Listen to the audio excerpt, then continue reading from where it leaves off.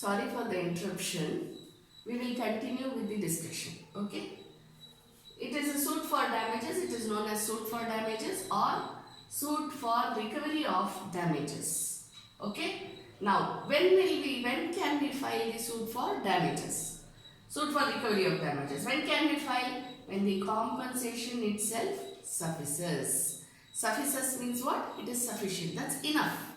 When the compensation, if the court orders for compensation, that would be sufficient for the loss or the damage incurred by me. Understand? So, when would the suit for recovery of damages be allowed under specific relief act? If the compensation itself suffices. Number one.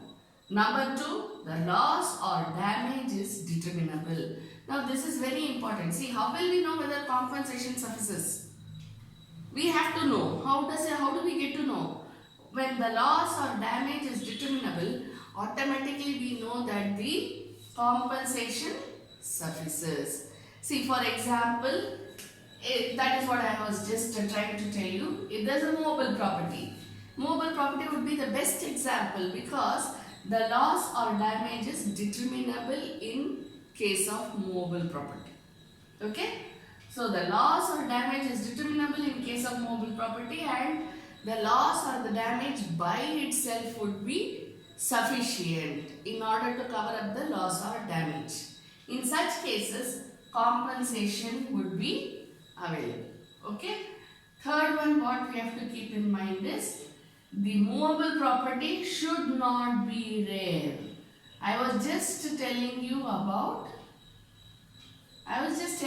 how easy it is to gauge the loss or the damage regarding movable property, right? But if the movable property is rare, so how it should be? It should not be rare. If the movable property is a rare property, say some very antique piece of jewelry or say some idol, Kohinoor diamond and all these things, it's a movable property, Kohinoor diamond. But just because, suppose there is a loss or damage to the Kohinoor diamond, would we be able to say that, that's okay, I will give you compensation for that. You take the compensation and keep quiet. I will give you the cost also for the loss or the damage that has been incurred by you for the loss of Kohinoor diamond. Take the damage, take the damages. Be happy in life, that's suffice. No. Why? Because it is a very rare. Kohinoor diamond is a very rare thing. So, it should not be rare. It should not be very difficult to get. Should not be difficult to get.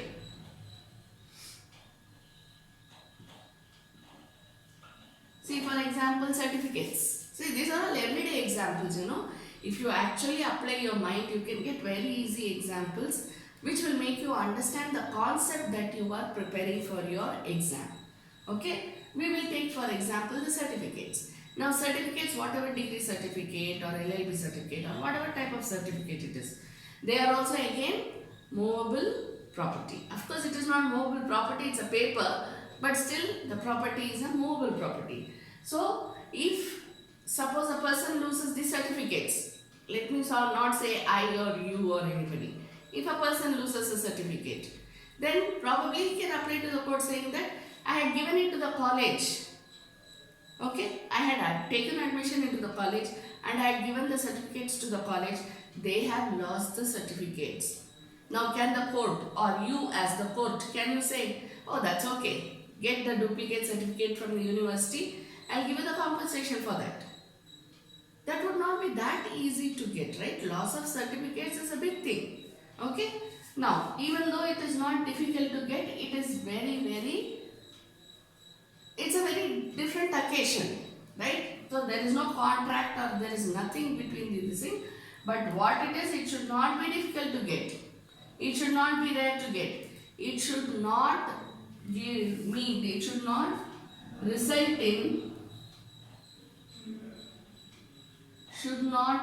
in undue loss. See, loss of certificates is an undue loss, right? Because it has been given to the college and then there has been a loss. This loss cannot merely be covered by compensation. If a person loses the certificate and the court says, I'll give you the compensation, be happy. That is enough for the loss that you have incurred. Will that be okay? No. So what case should be filed for that case? It should be specific performance. Then the case should be for specific performance. Okay? Now, so these are the situations in which a suit for damages can be filed. Okay? Now we go on to the next one. Of course, who can file? Who can file a case under Specific Relief Act? Who can file a case under Specific Relief Act? Either party can file a case. Okay, either party to what? Either party to a contract. Okay? Otherwise, the person, the party who has a right, interest and or title. Right and or interest and or title. And or. Please be very careful while writing your exam. Right and or interest and or right title. Okay, because right title and interest may be there in the person together, or there may only be a right or only an interest or only a title. It can be anything, permutation and combination of any of these three. Therefore, we write like that. So, what should the party have? Right and or title or interest. Now, against whom? Against the other party. How will you determine whether the other party is against the other party? How will you determine this? Against existence of liability.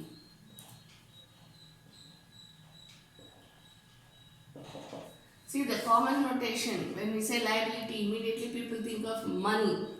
Money is not the only liability which is there for the purpose of right to sue. Understand? Liability exists in the form of, again, right and or interest and or title. Now, why do I say like this? See, if you look at the specific performance, whatever we are dealing with, okay, a person is say asking for declaration and possession. Declaration and possession. A person files a case for declaration and possession. Okay. Now, in this case, probably the person doesn't have title, probably. But the person has the right. Okay. The person has the right. The person has the interest. And therefore he is saying, please declare me and give me possession. After this declaration, the person gets title. See, this way we can even go to P&C cases. What do you mean by P&C cases? Probate and succession case. Probate and succession case. Now you know what is probate and succession case, am I right? Whenever there is a no will which has been there, which has been left behind by the person who is dead, okay? In that case, there will be a probate and succession case saying that please affirm the will. Am I right? Probate is nothing but affirmation of the will. So when I file a P&C case, I will be asking the court, kindly affirm the will, Your Honor. When I have this, when I say this, what do I have? I have the right, interest, title. All the three I have. How? As per the will. But what I want, I need an affirmation by the court saying that, yeah, you are the one who can succeed to the property. Nobody else can succeed. Okay? So I need it. Even though I have it, I get an affirmation. So what is there? Right, title and interest. Whereas in declaration and possession, there is right and interest. Declaration, after declaration, the title is got. Understand? So what the person should have, either the party should have the right, title or interest against the other party for whom the liability exists. When I am asking for possession, probably this person is liable to give back the possession. Liable to give back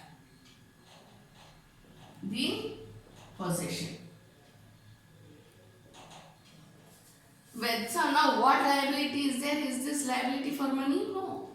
This is a liability for giving back the possession of the property to the plaintiff. Right?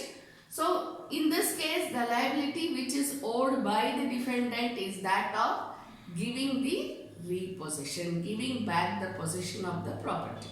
Understand?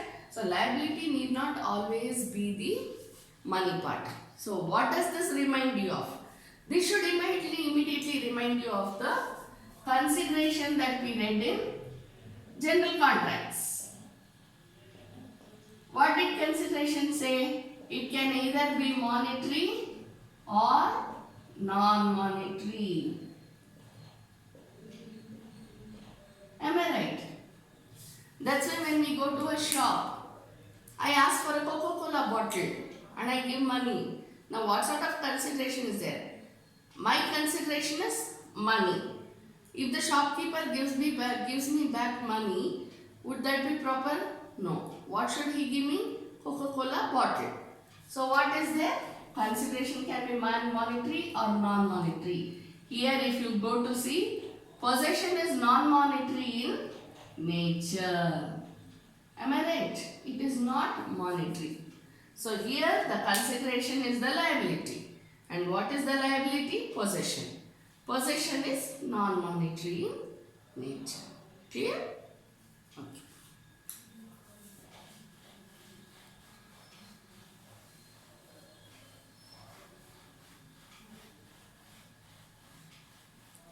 Next we go on to the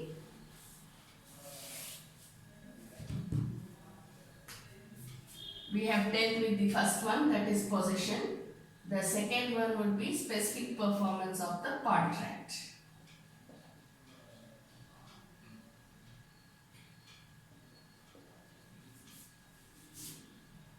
This is very easy since we have already done it in the general contracts. Specific performance of contracts, as I told you, it depends upon the contract itself.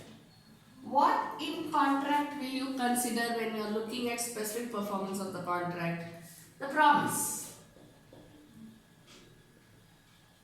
the consideration, am I right? The promise, that's the consideration that has to be given by one party to the other party, by both the parties towards each other mutually. Okay? Now, this is what you have to determine when you are looking at the specific performance of the contract. What's the next one that you should look at? Performance. What about performance? Whether it is the whole performance which has to be done, or the part performance which has to be done, or the part which is deemed to be the whole.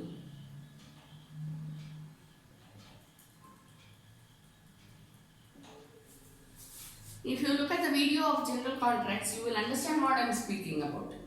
Okay? So performance, it may be the whole performance or the part performance or the part which is deemed to be the whole.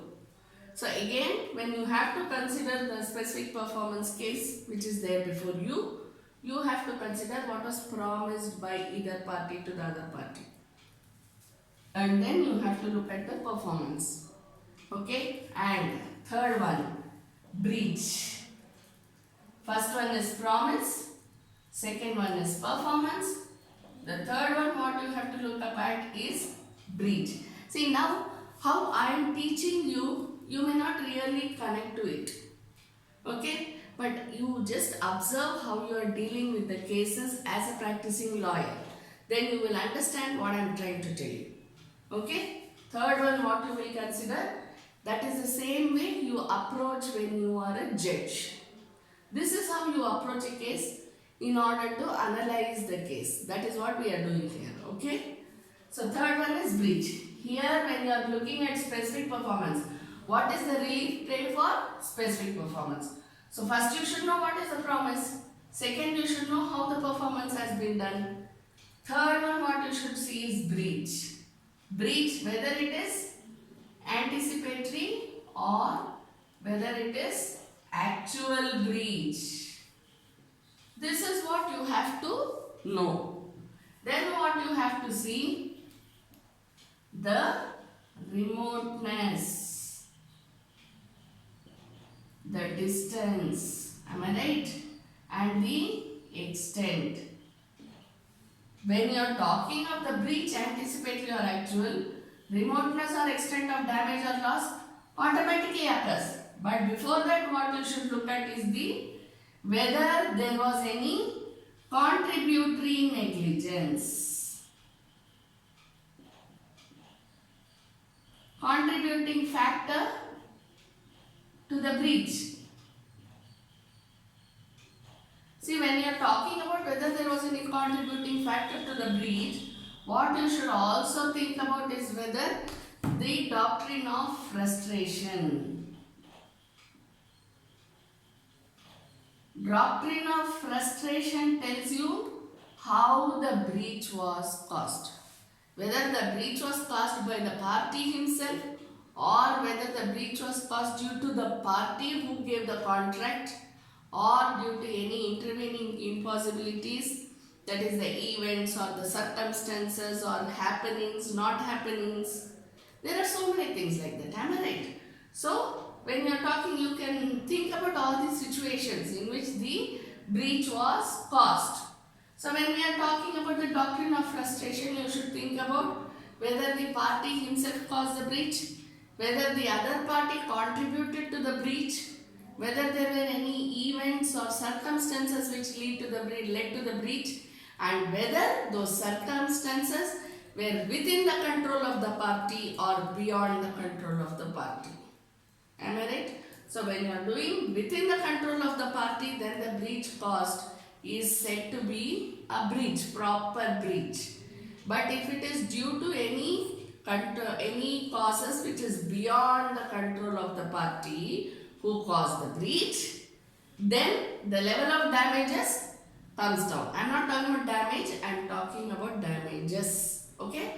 The level of damages, that is the money part, the compensation which you as a judge will give, will come down if the cause for the breach is beyond the control of the party.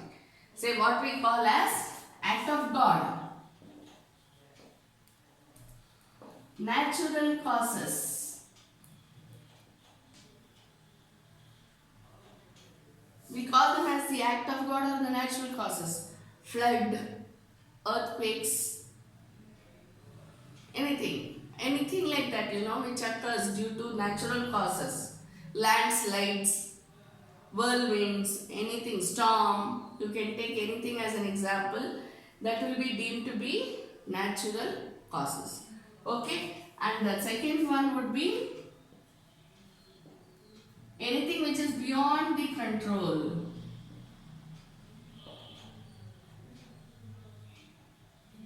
Anything which is beyond the control of the party. See, one thing is if it is an act of God or natural causes, it's beyond the control of the party. One more example what I would like to give you is here. Beyond the control of the party, it may be leading to certain facts of the case. See, for example, if a sofa has to be transferred from somewhere in Siliguri to all the way to Bangalore.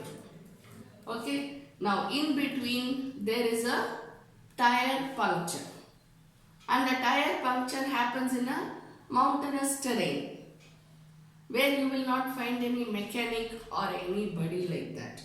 Now, when there is a delay in getting the sofa, I complain to the consumer forum or to the civil court, wherever I want to, saying that there has been a delay, so I should be given damages for the delay. Okay, now when I do that, what do I say? He says there was a puncture in the tire, Your Honor. He could have brought a mechanic and got it repaired. What got him so long to do that? Now, what would be beyond the control? The other party would say, no, Your Honor, it is beyond my control. I could not do it so easily. What would be the explanation? Your Honor, when I was traveling all the way from Siliguri to Bangalore, I had to pass through forests. I had to pass through mountainous terrains, if it is so. Okay? I had to pass through mountainous terrain. Not all mountainous terrains have mechanics everywhere. Now, if it happens somewhere on the highway or somewhere within the city, we can say mechanics are available. Right? But if it happens somewhere on a mountain, would it be possible? It would not be possible. So even though it is just the facts, it is not natural causes or act of God. It would amount to beyond the control of the party. Okay, a simple tire puncture would amount to beyond the control of the party. Same way with strikes, gerao, protests, processions, these civil war disputes, all these rioting, all these are all beyond the control of the party. Okay? Thank you.